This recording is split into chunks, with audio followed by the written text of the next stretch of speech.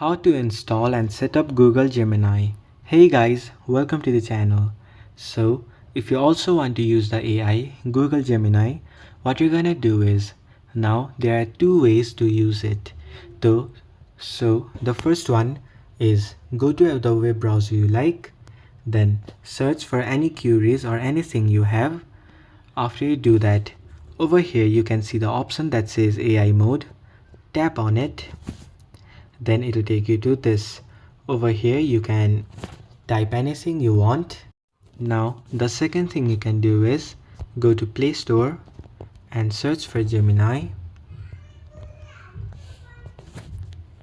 After that you can see Google Gemini over here. Tap on install, then wait for some time until the application is being downloaded. After it is downloaded, tap on open. Now it will open the Google Gemini application. Over here you can agree to this. Now here you can ask anything to Gemini, any problems you.